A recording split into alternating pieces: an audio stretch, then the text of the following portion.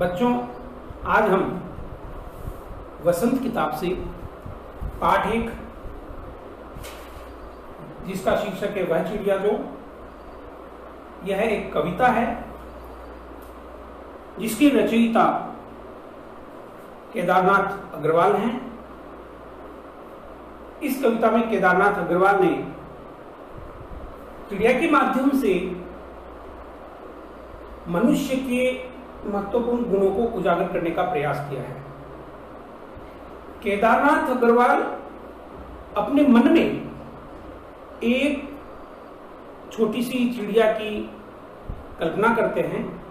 वह चिड़िया बड़ी भोली वाली है, संतोष स्वभाव वाली है, उसे इस संसार की छोटी छोटी चीजों से प्यार है। मनुष्य की भी यही कल्पना होती है, मनुष्य के भी यही गुण होते हैं।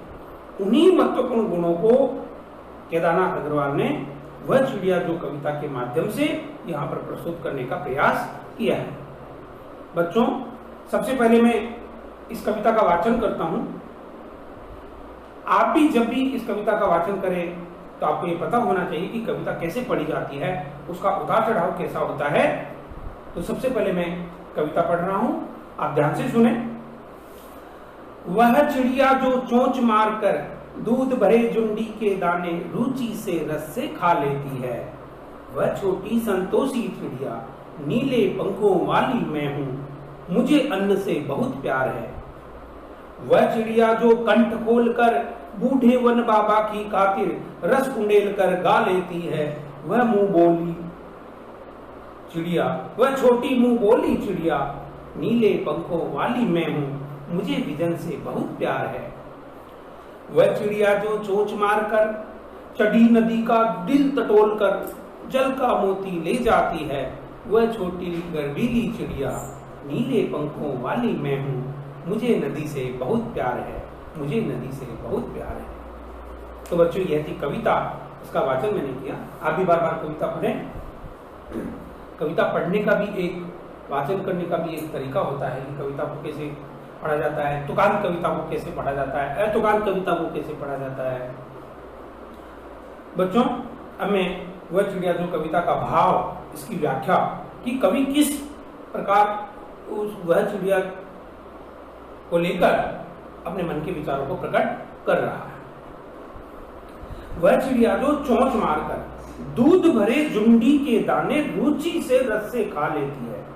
बच्चों, यहां दूध भरे जुंडी के दाने, तो जुंडी के दाने से तात्पर्य है खेतों में उगने वाली ज्वार या मक्का के दाने। जब ये दाने गीले होते हैं तो इनको दबाने से या पीसने से इनमें सफेद सफेद प्रकार का दूध निकलता है।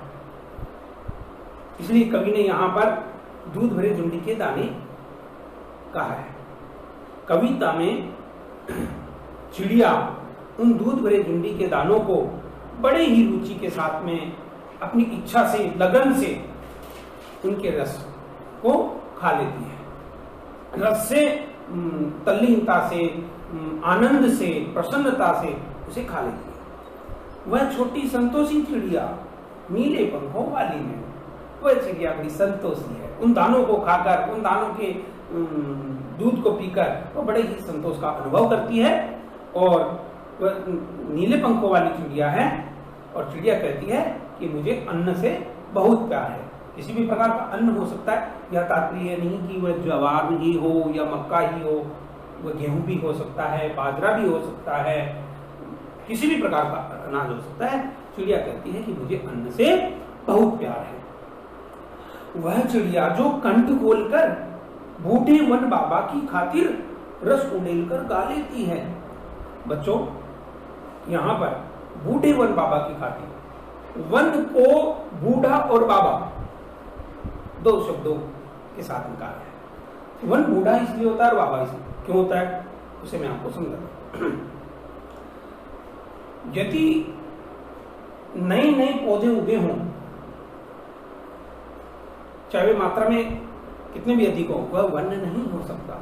वन उसे ही कहा जा सकता है जहां के पेड़ पौधे बहुत लंबे समय से, बहुत पुराने उगे हुए हों, वे बहुत बड़े बड़े हो गए हों, कुछ नए पौधे भी हो सकते हैं, लेकिन वन में पौधे हमेशा पुराने और बड़े ही होते हैं। इसलिए कभी वहां पर उन्हें बूढ़े भी कहा है और बड़े होने के कारण उन्हें बाबा भी कहा है।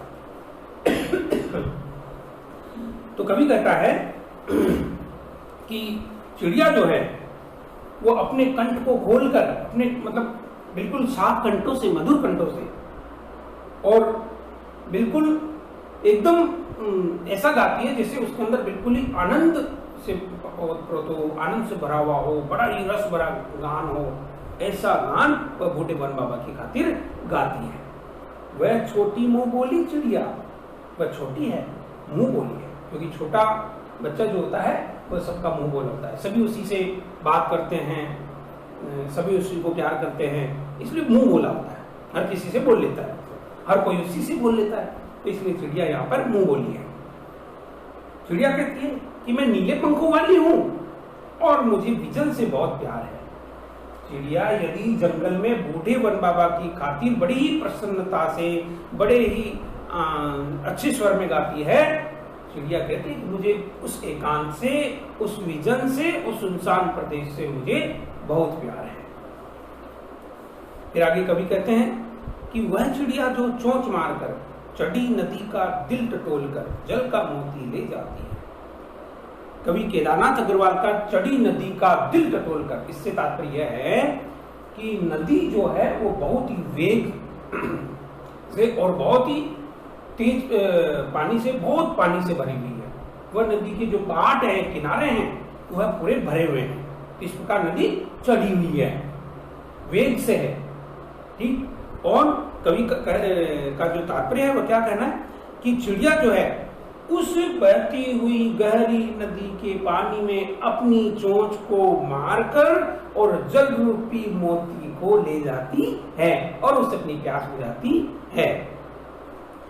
वह छोटी गर्वीली चिड़िया अब इतनी गहरी नदी से पानी लेकर जाती है, इतनी तेज बहती हुई नदी से पानी लेकर जाती है, तो चिड़िया को बहुत गर्व होता है, इसीलिए वह गर्वीली है।